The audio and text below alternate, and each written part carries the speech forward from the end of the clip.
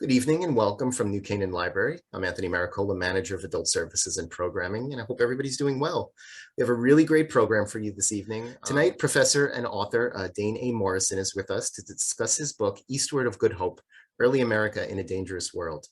Dane A. Morrison is a professor of early American history at Salem University. He is the author of A Praying People, Massachusett Acculturation and the Failure of the Puritan Mission, 1600 to 1690. He's also the author of True Yankees, The South Seas and the Discovery of American Identity, and also the co-editor of Salem, Place, Myth, and Memory.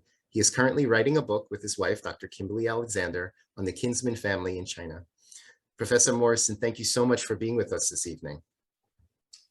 Thank you, Anthony, and thank you, New Canaan Library patrons. You are my favorite kind of audience.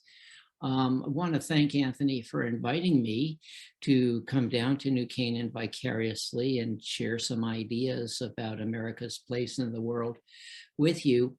So I'm going to do a screen share now.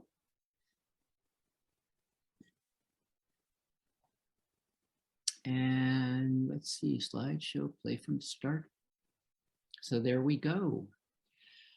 I'd like to start by offering an overview of the book and then describing how the book came to be, and then draw from some of the accounts I've been reading about American voyages overseas and how Americans came to see the world as a dangerous place. So let's start with this from the Hampshire Federalist, just a bit north of you folks, Springfield, Massachusetts. It's November 1806, and newspapers like the Hampshire Federalist were filled with horrific news of the loss of the merchant ship Essex. Now, this was not the famous ill-fated bark that had been stove by a whale in 1820 and later transformed into an American icon through the pen of Herman Melville. Although the reports of the loss of this Essex were in fact as lurid and terrifying. News is received here that Captain Joseph Orne in the ship Essex had arrived at Mocha. Now, Mocha is a port, has been a port for centuries, southwest corner of the Arabian Peninsula. Captain Orne and the Essex had arrived with $60,000 in Spanish silver to purchase coffee. And this is more of the report, Mohammed Eichel, commander of an armed ship, had persuaded him to leave Mocha and to trade up the coast and to take on board 30 of his Arab sailors to help navigate her. The headless corpse of Captain Orne and the mutilated remains of a merchant were all that was found of the voyage. They were decently buried. It was soon after ascertained that this faithless Mahomet was a notorious pirate of that country. It would have been difficult for Americans in the late 1700s, early 1800s, to have avoided news like this, news of massacres, news of typhoons, news of all kinds of murder and mayhem. Let me jump ahead here. Okay. I read reports like this all the time, but what I find interesting about the reports like this story is not so much the slaughter, but rather the news of murdered Yankees that was carried across the Indian Ocean, the Pacific Ocean, the East Indies, and into American consciousness. The news from Arabia, like the news from Mexico depicted here in 1848, was as shocking. And so this book, Eastward of Good Hope, is about the news from abroad and what Americans made of that news. The book asks a central question. A colleague of mine, Elijah Gould at University of New Hampshire, I think captured it nicely when he wrote, "When did Americans learn to fear the world beyond their shores? And how did they decide that the proper response was force?"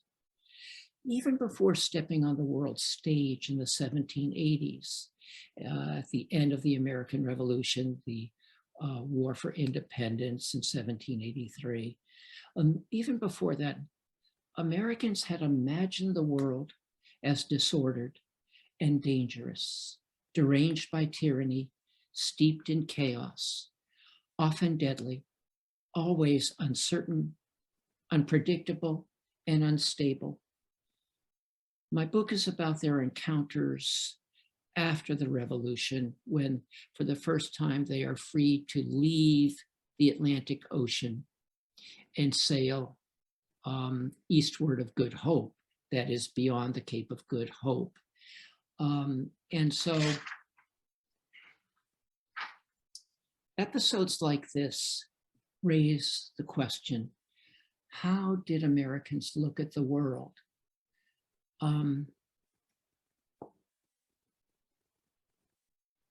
In many ways, the ways in which they looked at the world foreshadowed and in fact laid the groundwork for many of our attitudes toward the world today. And that's the premise of the book. So, how did I come to write this book? I'll talk a little about this because I would think there are probably a few writers in the audience. And I know when I listen to a talk, I'm always wondering if there are any hints or clues about how someone writes a book. I'm not sure I have any, but I can tell you how this book came to be. It came to be from cuttings, from pieces on the cutting room floor. I had written a book published in 2014 about American voyages and how Americans use these voyages to construct a new American identity, no longer British, no longer colonial, but a much more vibrant, much more positive sense of identity. But there was a lot that I didn't include in that book. And I began to see patterns in what had been left over, a darker, rather more negative narrative of Americans learning to be afraid of the wider world. So I also had the advantage of a new, younger generation of scholars. There is a generation of absolutely brilliant scholars out there whose insights and observations I was fortunate to take advantage of. And anything I write is better for reading other people's work. So the first chapter is called Coffee House Chatter. And it takes place in the 1760s. And it sees the world through the eyes of this fellow, Nicholas Boylston. If you've spent any time in Boston, you may know Boylston Square, Boylston subway stop, Boylston Street. Notice what he's wearing. He's wearing an Arabian tam. He's wearing an Indian silk cloak called a banyan. He is reading geographies of the wider world. And the point here is that Americans had always, from the first colonies, had always been aware of the wider world. They had always been aware that there was a wider world out there. They weren't nearly as parochial as some early historians have made them out to be. And they were readers. Here you see a wonderful depiction of a coffee house. This is the London Coffee House, but there were coffee houses like this throughout the colonies. And they would come together, they would share their stories about travels, and they would read. They'd share books and newspapers and magazines and such. And often their conversations, like this one, were filled with accounts from or analogies to the rest of the world. And you can see here, this is the kind of thing they were reading even before independence, before they left the Atlantic. So let's move into then chapter 2. And chapter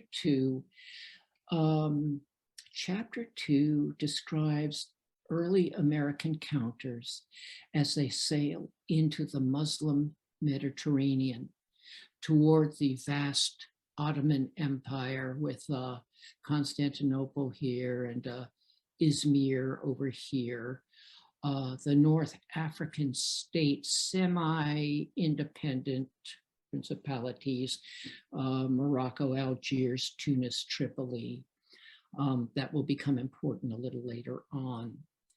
And I love these cartouches, these little cartoons in the corners of maps. They tell us so much about how early Americans saw the world. And here's a larger representation of it. This, the world that they imagined in the Muslim Mediterranean was a world of vast wealth alongside vast poverty, of dominating power against a backdrop of people who were quite powerless. In this Ottoman Empire, American voyagers, in writing letters back home or keeping ship's logs or personal journals, complained about what they saw. They complained about plagues and poverty, poor roads and dirty hovels, decrepit cities and decadent pashas, and of course, the specter of Islam, which they're Protestant, most of them were Protestant, almost all of them were Protestant, which the Protestant population considered an infidel faith. All of this misery they trace to one dominating source, a cultural mean that they styled Turkish tyranny, or the Terrible Turk. The Americans who ventured here were largely merchants who bartered for raisins and carpets and opium, and also missionaries who counted their successes in souls converted. But they were also heirs of the revolution, and they sought to export their revolutionary values through concepts of liberty and freedom, economic opportunity, and the like. And they detested anything they saw that resembled the empire, the British Empire, the empire they had just discarded. So colonial Americans then imagined the Ottoman Mediterranean as a site of imperious deyas and pashas and infidel Algerines, wicked and rash despots, and wretched Turks. I'm quoting from their letters. In this version, tyranny was steeped in luxury and self-indulgence, exploiting the labor of millions who labored in wretched poverty. The personification of this terrible Turk was the ruler of the Ottoman Empire, the Grand Pasha, who reigned from his palace and harem in Constantinople, what we call today Istanbul. Go to the next page. Here we are.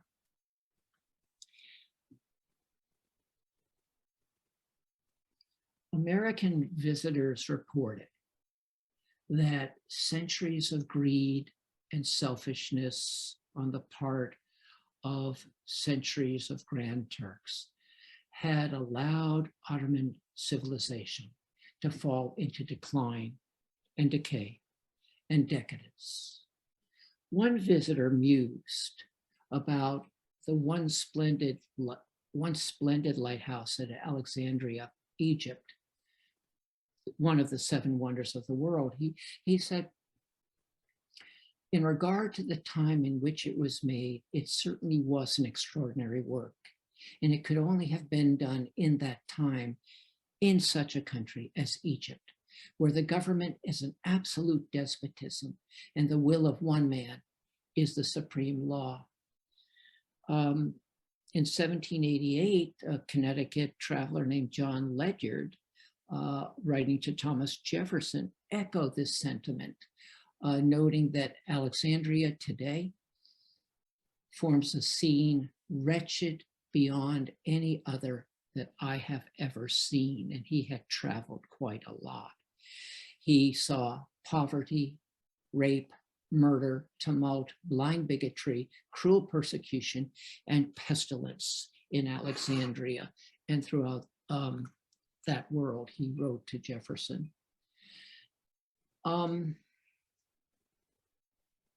There was another reason why the American visitors criticized the Ottoman Empire.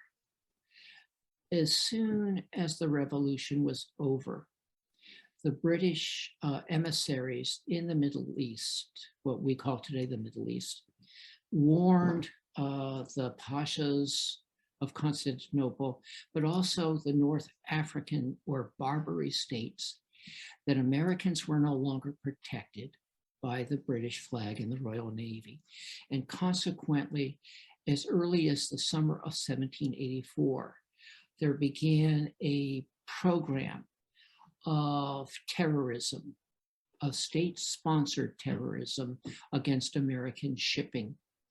As many as 700, 800 American crews were captured and held in the bagnios, or prisons of North Africa, waiting to be redeemed. Unfortunately for them, in the 1790s and early 1800s, the United States was too poor, too bankrupt to raise the money to remedy their condition. The Americans eventually will build ships, and by 1816, they will make peace with Algiers and Morocco, Tripoli and Tunis, and force a peace.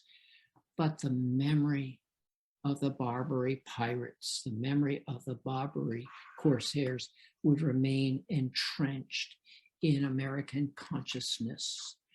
For all these reasons, then,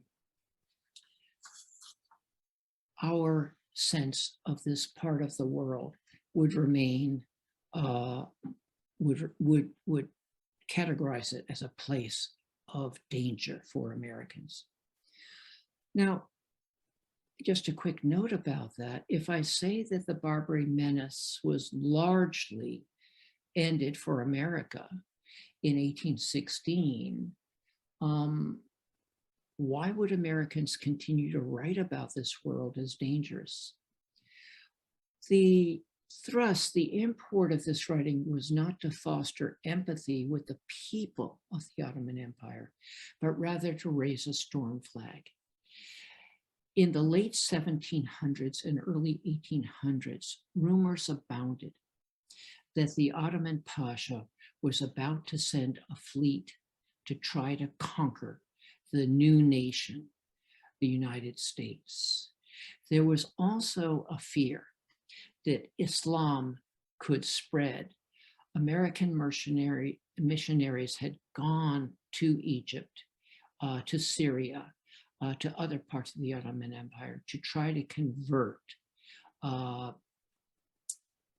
Muslims to Christianity. They were notoriously unsuccessful. In fact, it was more likely that, and you'll find this in the book, it was more likely for Americans to convert to Islam than for any Muslims to convert to Christianity. And so there's this sense that there is a power, a military and naval power, a religious power in the Ottoman Empire, in the Muslim Mediterranean, that is dangerous. We'll talk more about the legacies if we have time later. Chapter 3 brings us into the South China Sea and to the port of Canton and the Portuguese colony of Macau. I spend a good deal of time in the archives reading letters and journals, ship's logs to and from China. And chapter 3 recalls this correspondence. Let me see if I have the right page. I do. The stories bring us harrowing narratives of Yankee voyages facing off, the Yankee voyagers facing off against vicious pirates who enjoyed torturing captives as much as they did plundering ships, facing off against hidden shoals that could sink a ship in a moment, fickle monsoon winds that could carry American ships 1,000 miles off course, and a form of tropical fever that ate at a traveler's liver and filled the graveyards that lined the Peiho or Pearl River that led to Canton.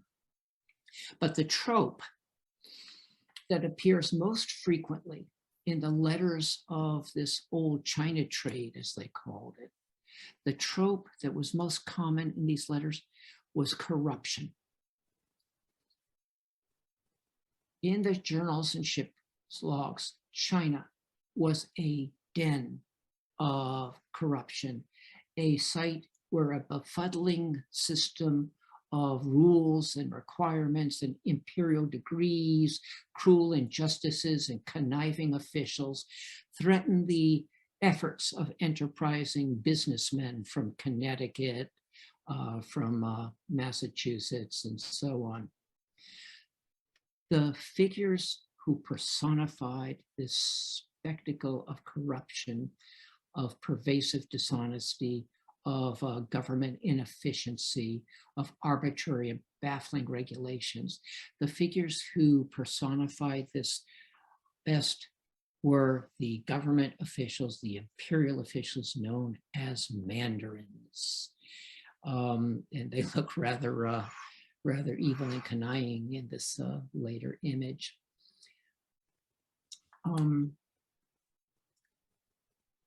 Americans found themselves dependent on the goodwill of the mandarins and also subject to their demands for kumsha. Kumsha was a bribe. It was the term means gift, but the Americans understood it was a bribe. And so Benjamin Shreve, for instance, he's bringing the governor Endicott into Canton in May 1820. And he's anchoring here at Whampoa Island, what they called Whampoa Reach or Whampoa Anchorage. And he's astonished to find he's going to be charged $4,000 for something called the measurement of the ship. Now, one can be threatened in one's life and limb, but one can be threatened in other ways too. And the whole purpose of a voyage was to make a profit. government fees, arbitrary regulations, all of this ate into the potential profit that a ship could make.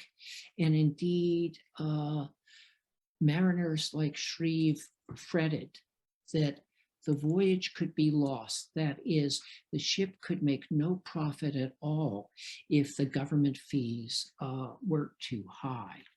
And indeed, merchants like Shreve and later Elias Hesker Derby of Salem, one of the most famous merchants of the 1780s and 1790s, Derby actually decides that he doesn't need the China trade, that he can send ships to India and to the Cape of Good Hope, South Africa, that he can't be bothered with what he sees as arbitrary regulations. And he makes a connection between what the Chinese mandarins are doing and the regulations that the British Parliament and King imposed in the 1760s.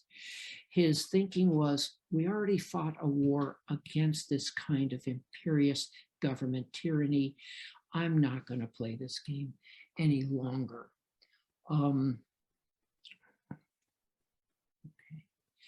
I love this quotation from 1809. This is a Salem captain named Thomas Ward, who splits no hairs about the effrontery he's facing.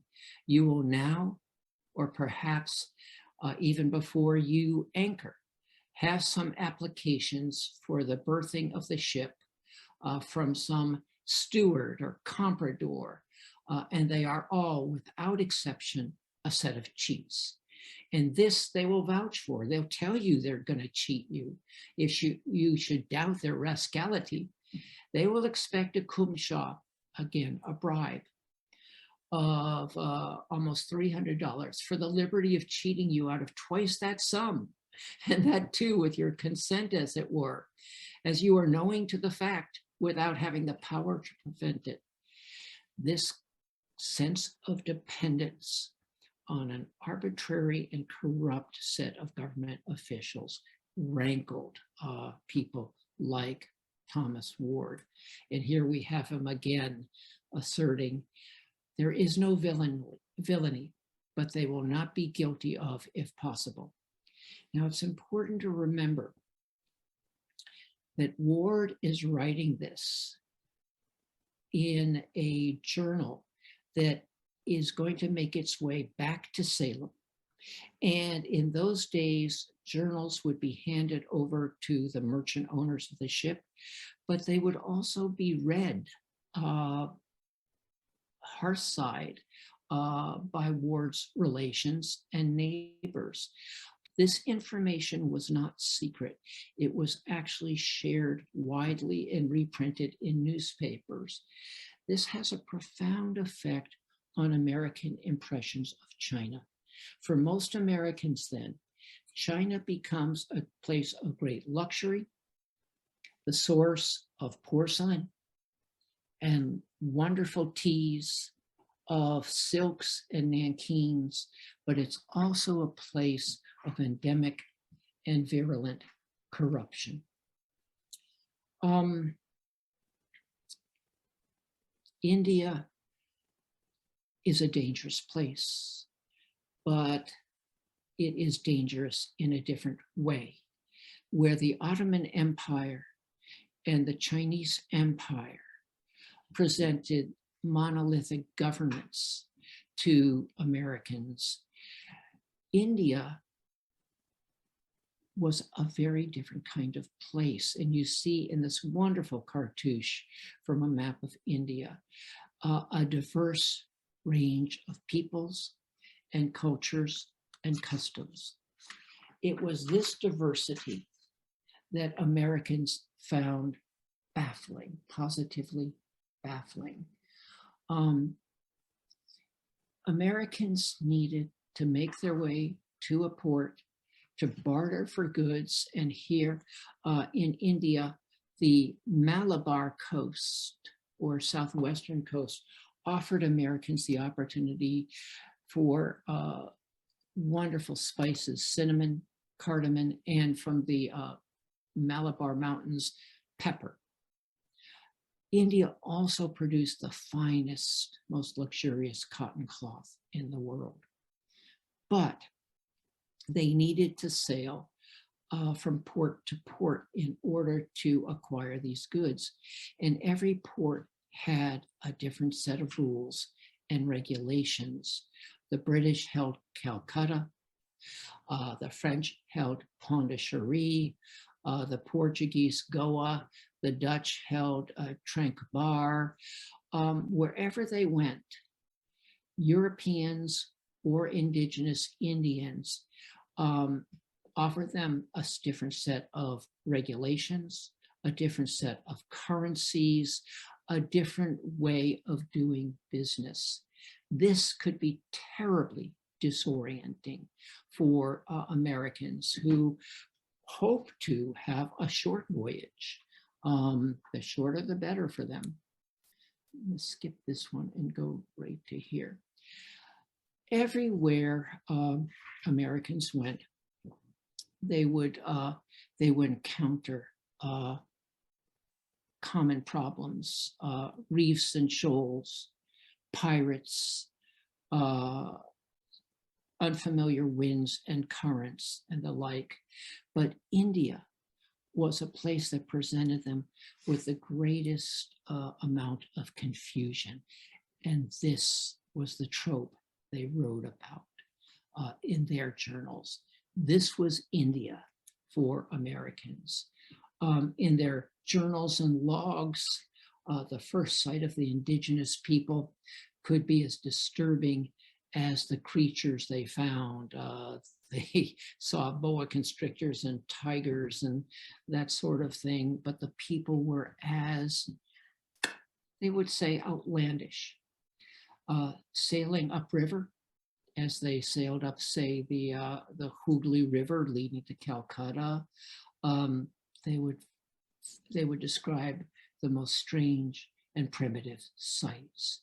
The scenery was unpleasant, and as one mariner wrote, beneath the savage underbrush, the villagers along the riverbanks appear even more savage than the rude wilderness in which they dwell. They were also affronted by the strange customs of the people, the ritual in which wives would fling themselves into the funeral pyre of a dead husband called the sati, or the juggernaut in which they would impale hooks into their skin and have themselves kind of wheeled around, were astonishingly barbaric to American visitors. And this too is what they chose to write about. I'm going to skip this one now. Also in India, there was something else that concerned Americans. Again, that empire they had just defeated seemed to be taking over India, first through the British East India Company, and then when the East India Company disbanded in 1833, the British government took over and began to impose the same kinds of restrictions that the Americans had fought against during the revolution. So they were becoming very concerned about India as a place of indigenous diversity, but also they feared the monolithic power of the British coming in. So I'm going to skip that and go right to the South Seas.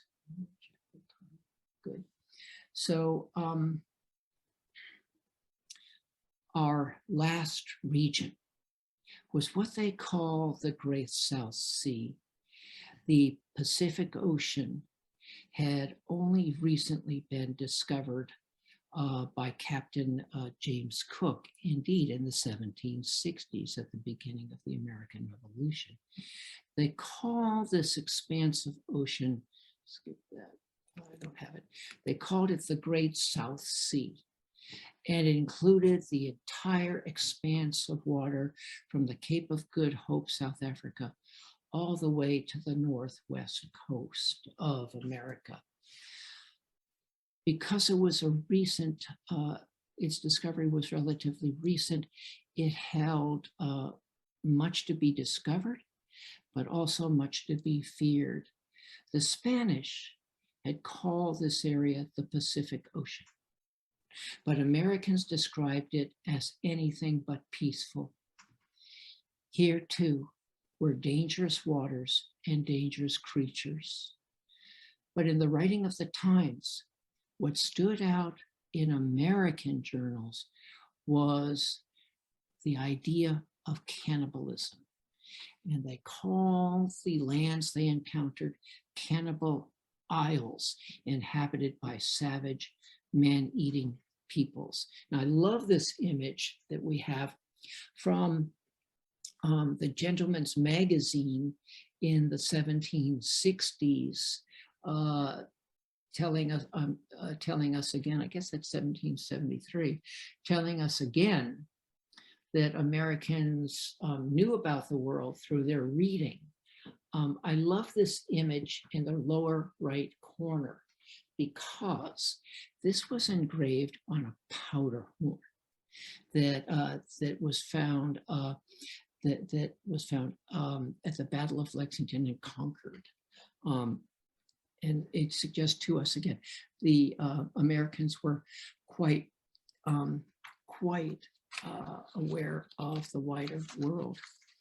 So in this Pacific world, you could find all kinds of new and dangerous creatures.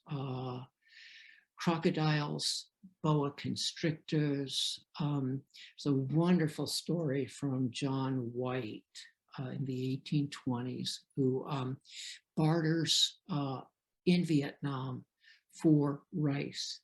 And he leaves his men, he goes back to the ship, he leaves his men overnight in a warehouse. And by torchlight, a boa constrictor, something like 20 feet long, comes into the warehouse, startles the men, and scares the life out of them.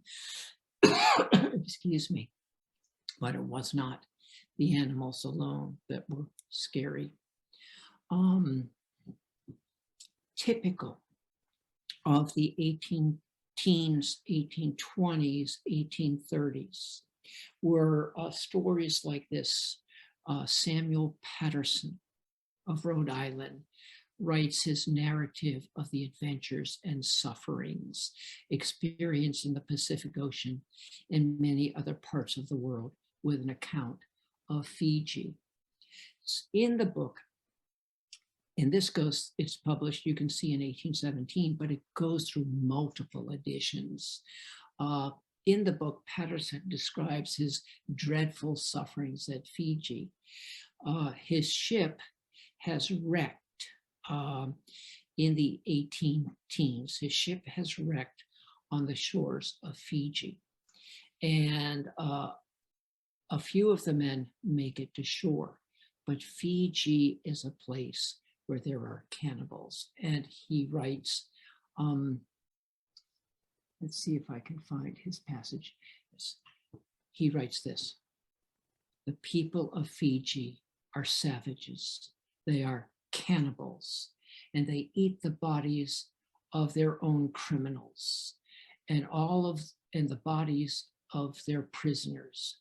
And as they were continually at war with some of the tribes around them, and the breach of their own laws, in nearly every case punishable with death, they generally had a ready supply of human flesh."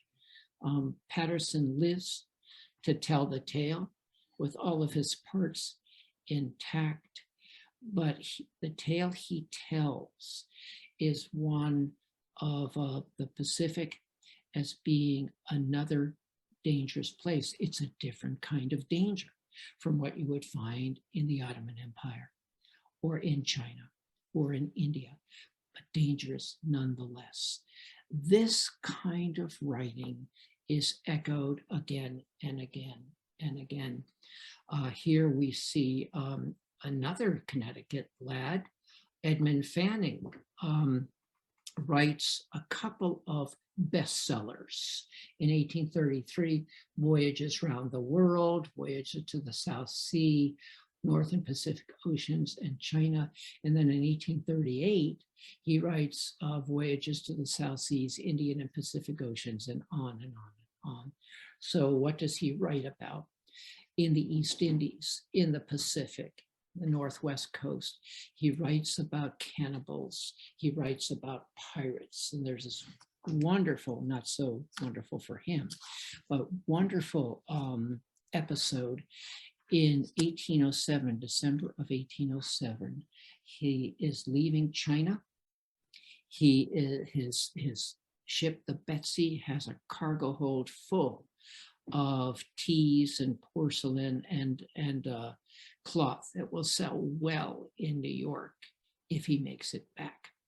But as he travels through the South China Sea, he has to go through the Straits of Sunda.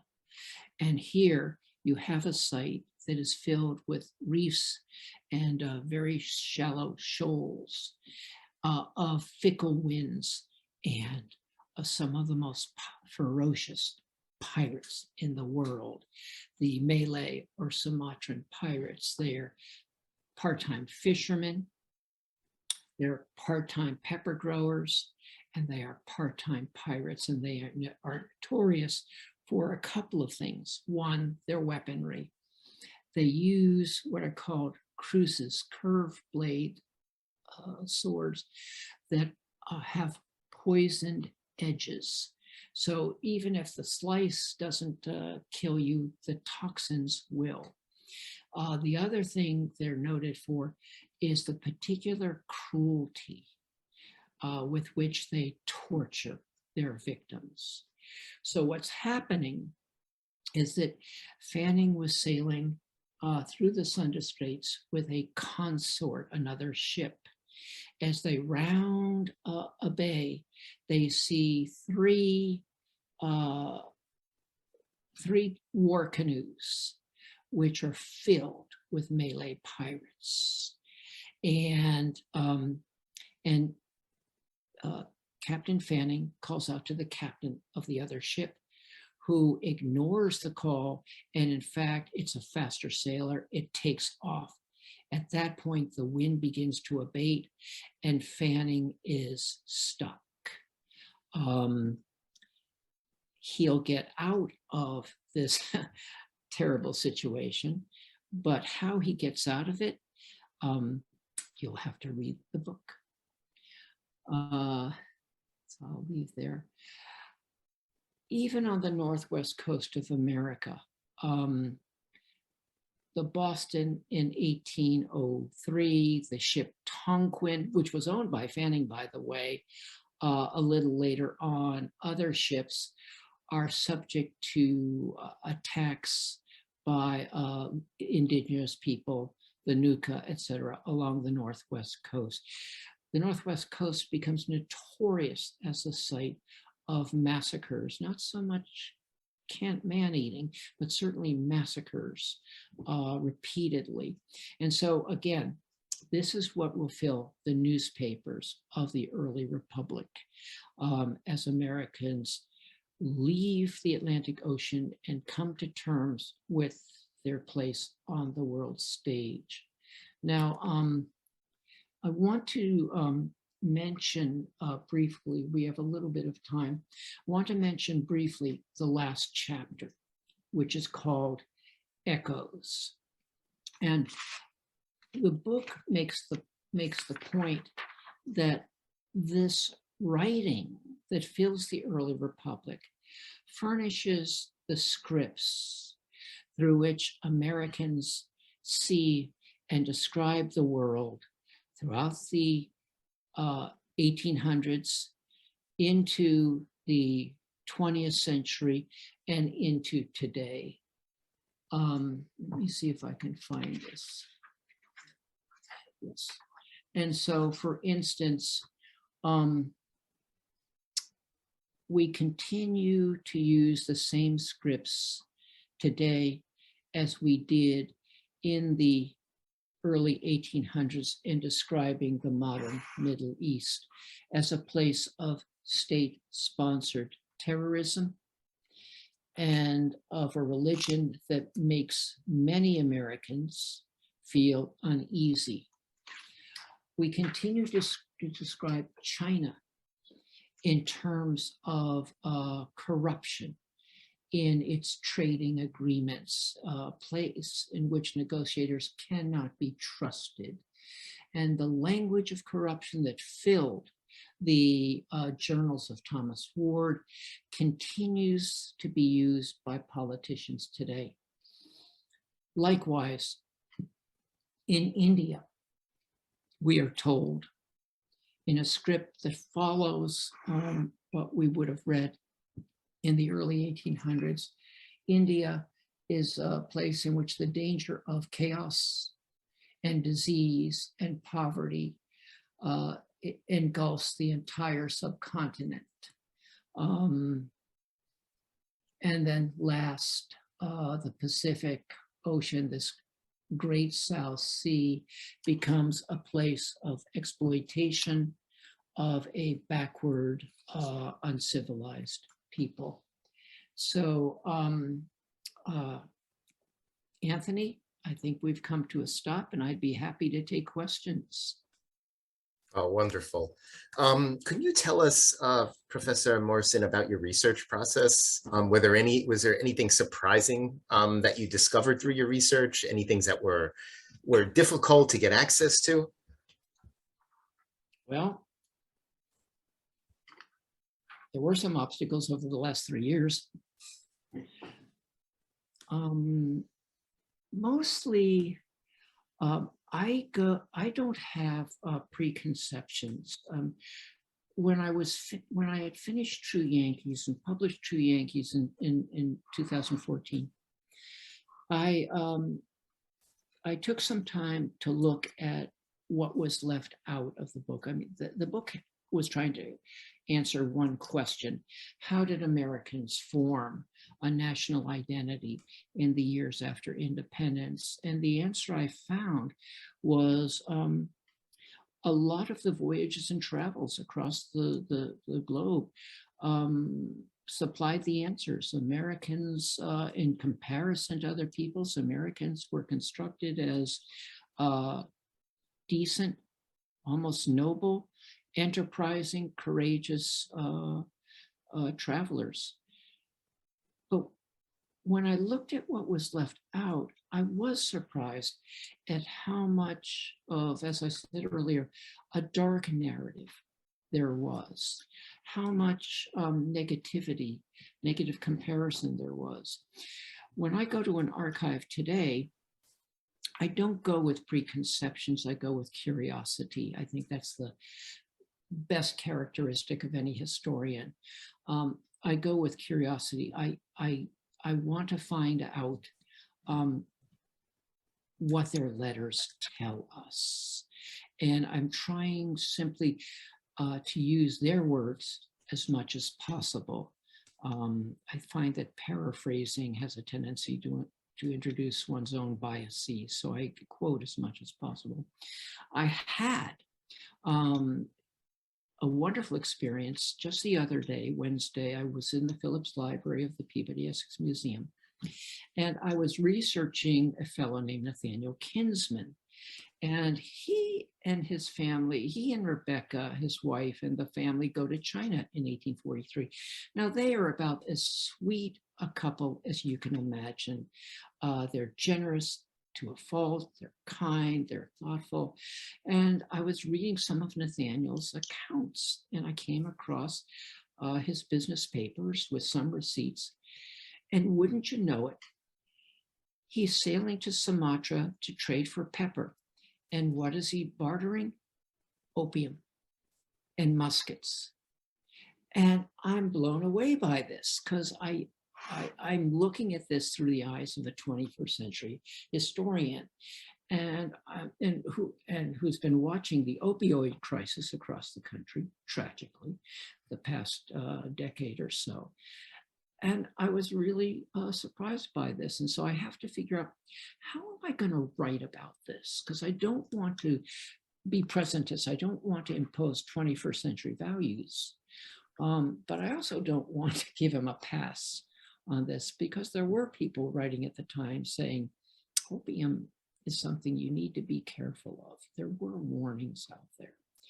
So my research process is simply to go in and read and to try to be as true to their words as I can. Thank you. Somebody writes, excuse me, I can't help but think of Edward Said's Orientalism. As you said, we continue to use the same script and describe these countries the same way. Big fan of Edward Said. Big fan of his innovative research. His book came out a while ago, back in 1978. And I was, and since then, of course, there are critics and detractors, as there always are. But I like his work. I think he tells us something important. We don't have to take everything he says as Bible. We can take things with a grain of salt, but you're absolutely right. Kudos to you for making that connection. I think Said really tells us something important. Thank you. Somebody else writes, were these countries aware of how the Americans perceive them, and how did they feel about it? Oh God, you folks are so smart. That's a wonderful question. Short answer, yes. Let's take China for a moment, though, as an example, because there was a range of American responses to the Chinese and a range of Chinese responses to the Americans.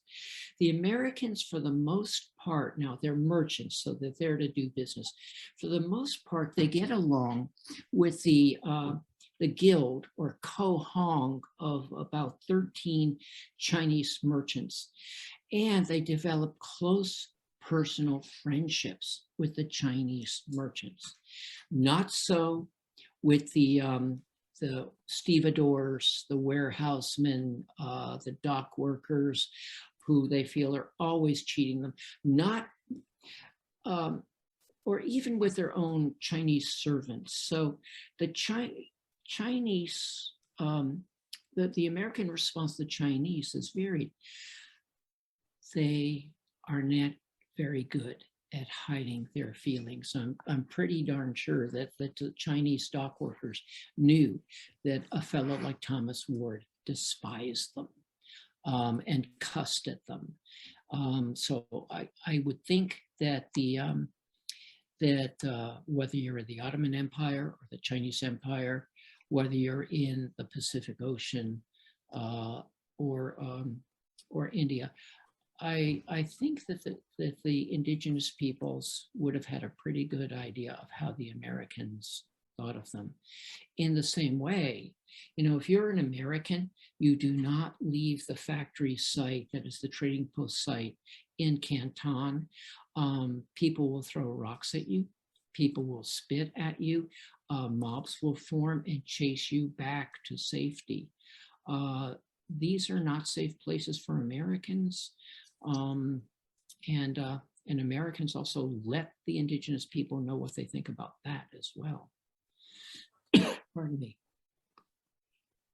Well, thank you. So we had the next question is, the Americans had an idea of superiority over other nations and countries. Was this because they were such a new nation among many older nations and used this as a way to manage self-doubt? So, wonderful question, complicated question. Yes, they do see themselves as superior. There's a bit of ethnocentrism in every people. But the Americans, having recently won their independence, have something to prove. Now, the Europeans have been describing them as a backward, savage people intermixed with Native Americans.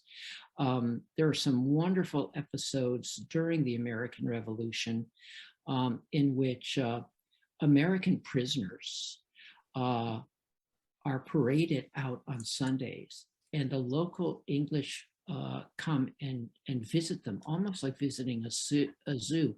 And the Americans record what the English say. Oh my God, they're white. And oh my God, they speak English like us.